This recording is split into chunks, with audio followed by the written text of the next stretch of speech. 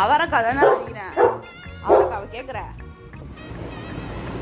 கத்துன்னு போ.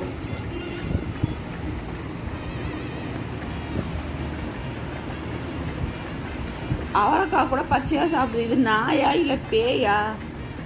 எனக்கே டவுட்டாக இருக்கு.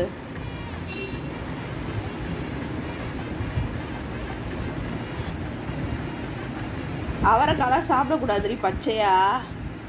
போ சமைச்சு தரேன். போ முட்டை தரேன்.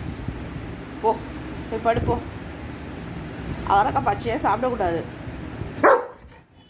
ஏய் ஐயோ